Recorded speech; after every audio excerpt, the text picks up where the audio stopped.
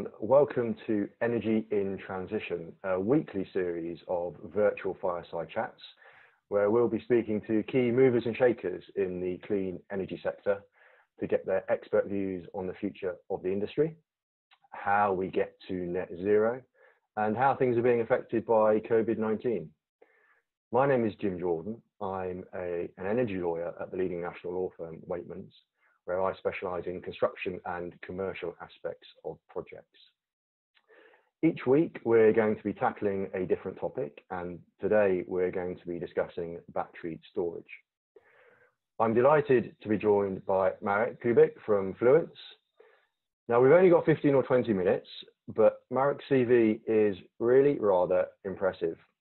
He's a market director at Fluence. He's a recognised industry influencer and leader. He's spoken at TED conferences, he's spoken at the United Nations, One Young World and Forbes summits. And not that long ago, Marek was honoured by Forbes 30 under 30. Marek, thanks so much for joining me today.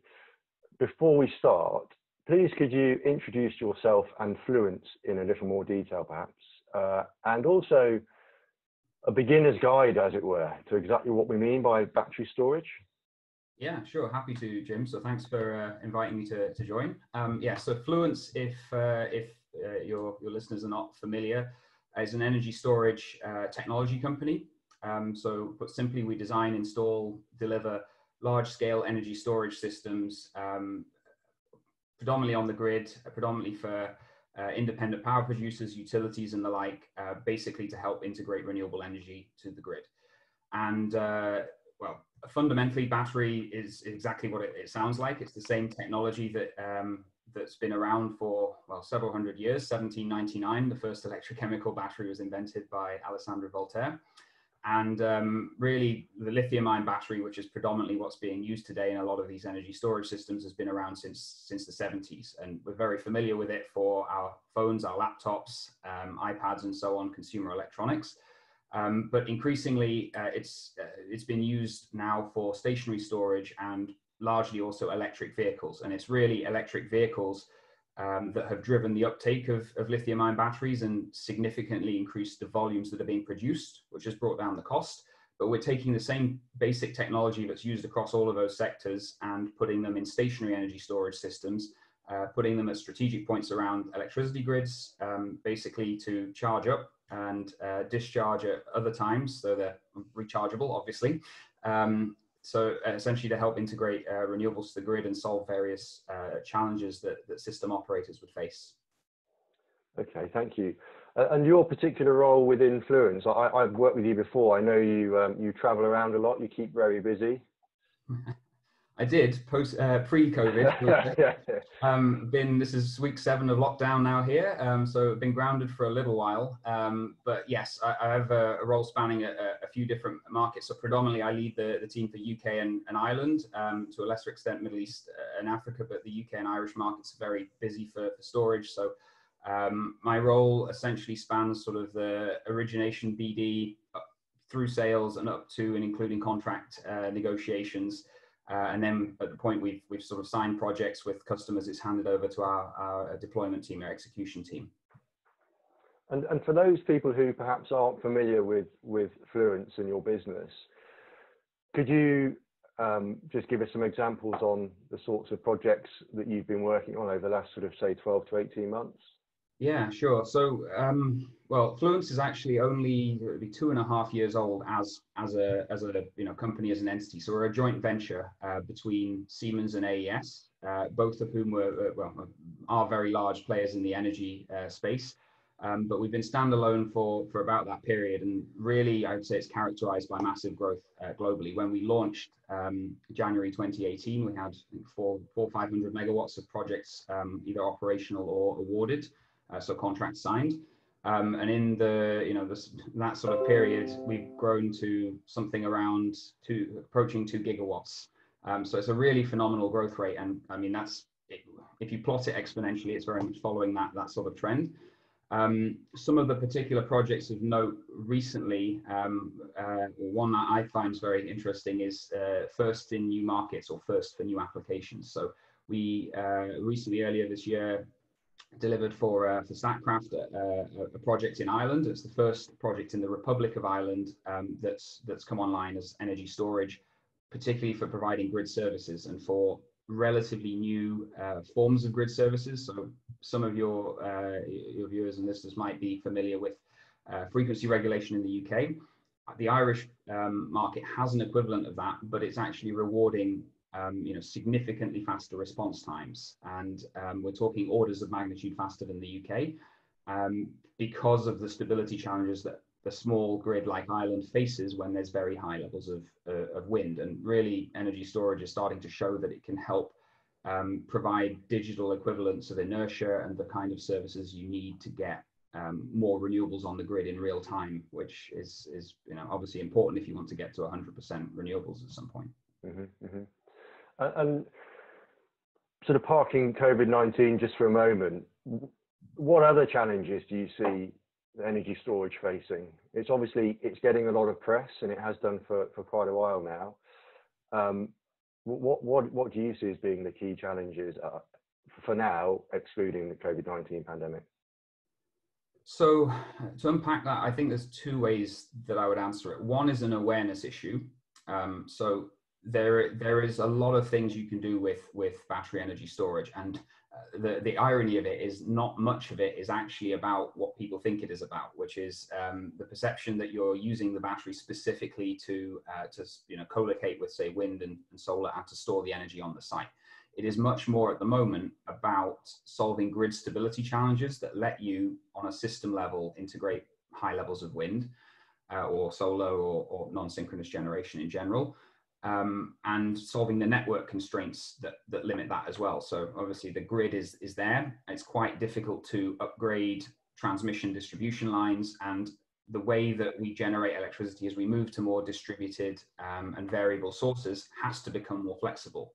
And energy storage is really key for solving several of those, but it requires a sort of shift in thinking to allow technologies like batteries to compete against poles and wires, or to compete against peaking power plants, or to provide the equivalent services that thermal generation would provide, like inertia, like frequency response. So an awareness that is possible, and to remove the regulatory barriers that prohibit it, because often the barriers are not intentional. We reward, for instance, in the UK, frequency response in 10 seconds because that's what thermal plants could do in the past.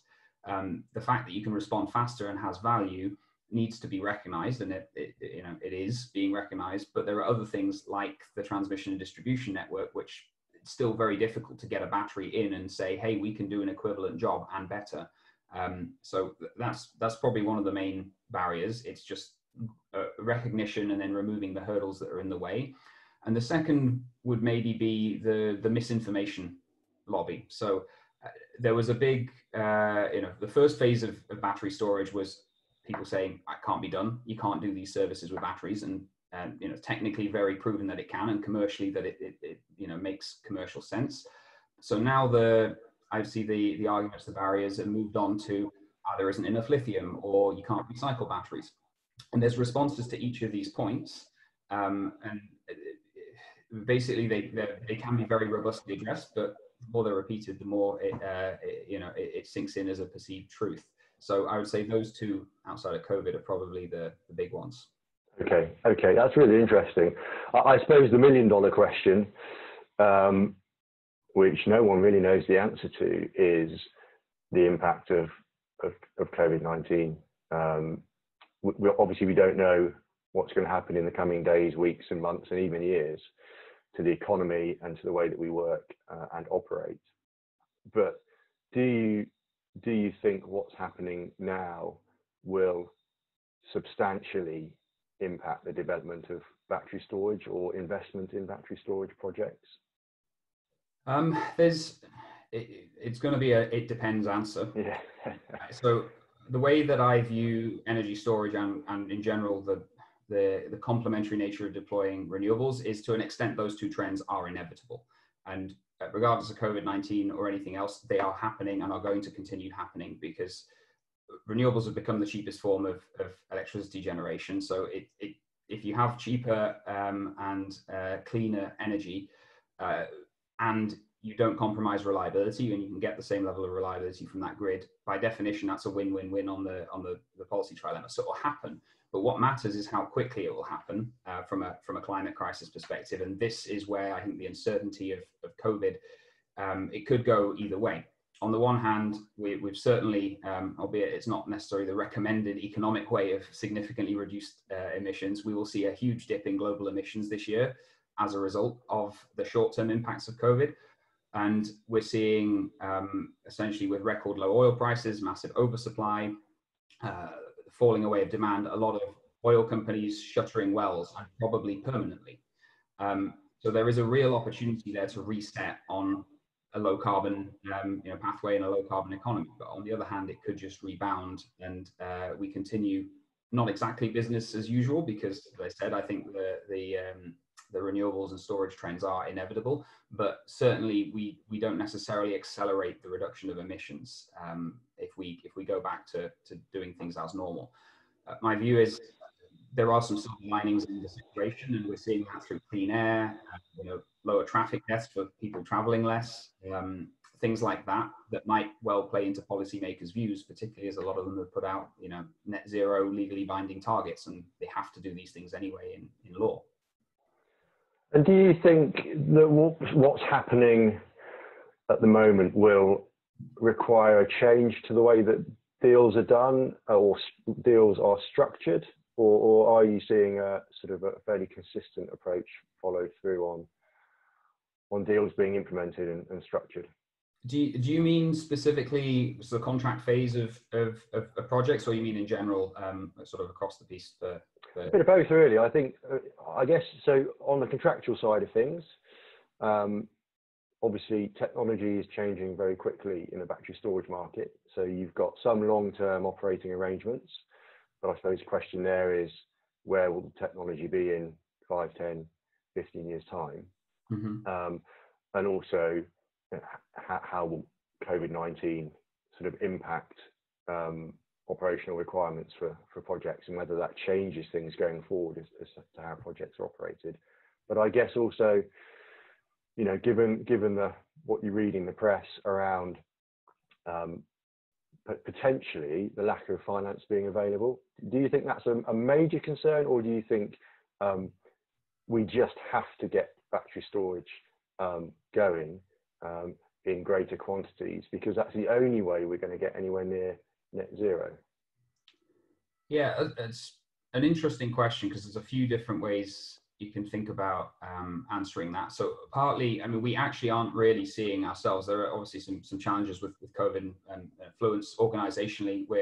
We're quite distributed anyway. We're all over the world in terms of our setup. So we have about 200 people plus contractors in different offices. So in a way, we're quite remote workers anyway. I was a lot on the road. So I guess the immediate impacts of that, we decided to start working from home before it was sort of mandated in the UK or in Germany, for instance. And so we're quite used to that. But what is becoming interesting is we've got some deals that we're in contract phase at the moment, and we've never really done that where everyone is remote and everyone's in a different place, both on the client and on the Fluence side. So it's interesting that experience to see how it will happen. So far, it's been actually quite efficient, but I think a lot of people would have concerns that if you don't get heads in a room and really focus on getting stuff done, that it drags out. So I think there is a short-term mechanical, should we say, or process-based impact as a result.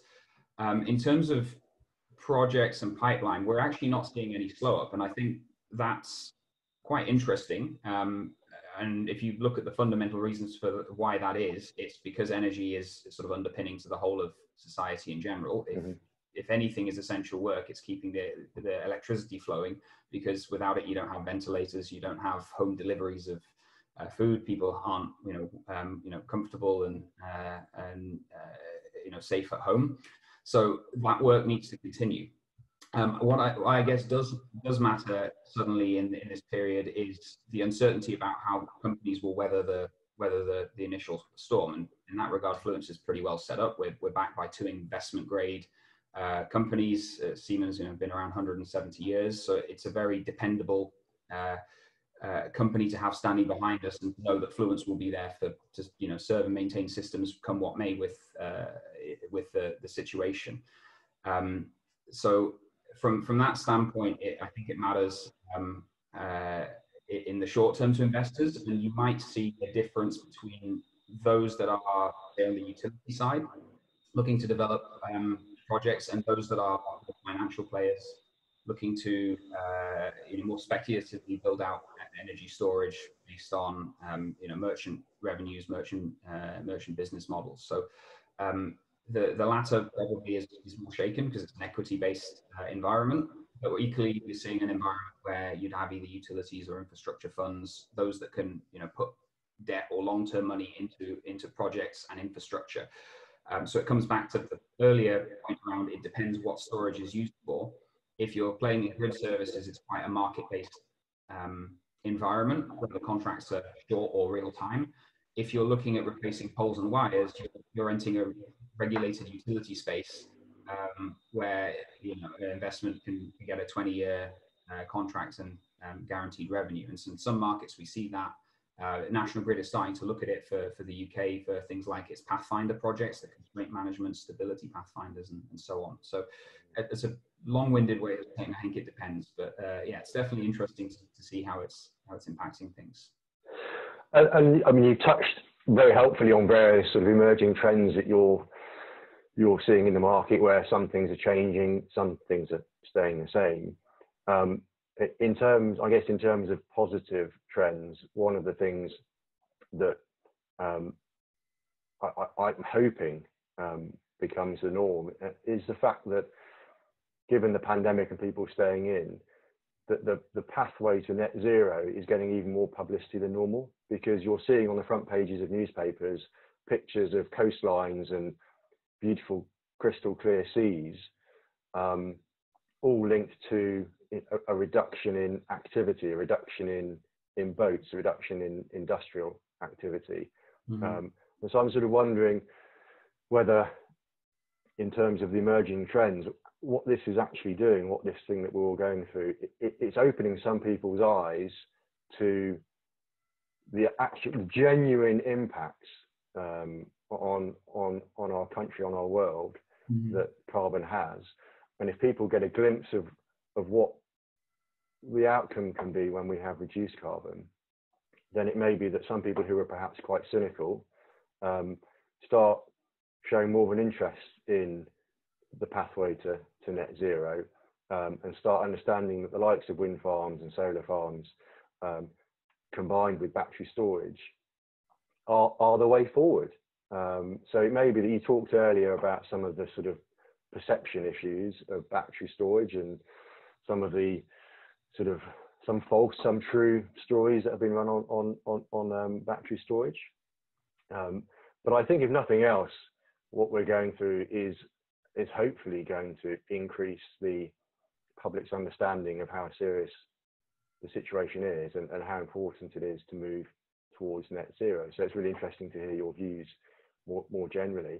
I mean, do you think this is a temporary glitch, or do you think using technology such as battery storage, applying it small scale, charging cars in your driveway, but also applying it larger scale, tying it into wind farms and solar farms, do you think, I mean, that is inevitable, isn't it? Irrespective of what's happening now, there's going to be a move towards net zero. But the question, I suppose, is how much that's impacted, or how much that's delayed, or in fact, how much that whole process is speeded up on the back of, the public perception of what the world looks like when we're not pumping out pollutants into the air. Yeah, it is, and the question, yeah, it can go either way. And I guess share an opinion, but it's a crystal ball view of, if you look at what COVID has done. It's ironic actually, because just today I had a Suncast podcast that I did recorded 7 or 8 weeks ago, so just before the lockdown started. I just got back from a flight and got home, and I did it late at night. And one of the things that came up in that was exactly the discussion around human behavior and human psychology, and what things did I think wouldn't change and would be, just evident truths in energy. And one of the ones that I said, and now I probably have to reflect on caveat, was that human behavior won't really change. People want to use electricity. There's a subset that, really care and will turn off, lights or change their behavior or not use stuff for, just the ethical, environmental reasons.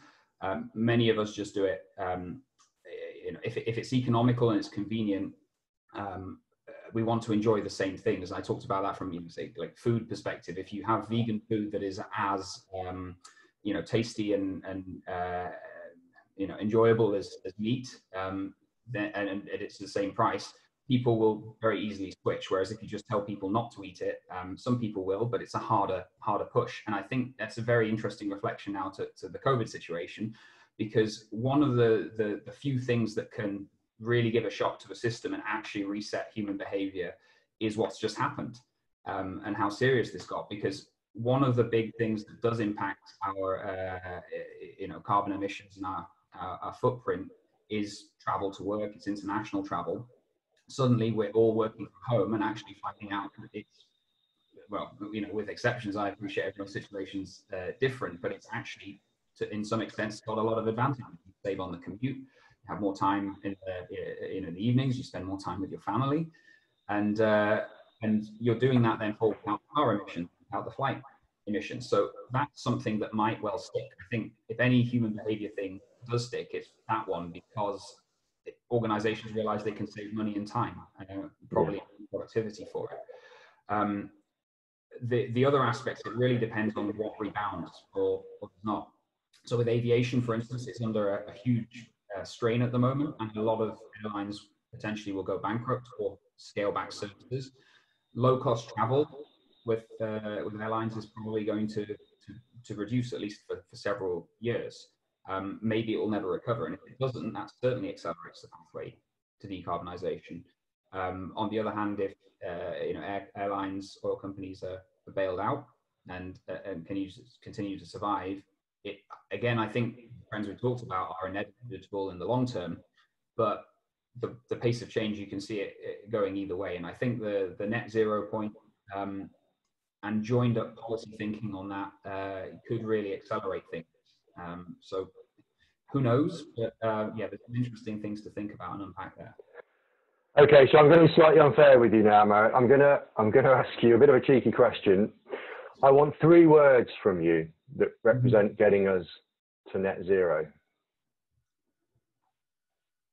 Renewables, batteries, faster. Good answer.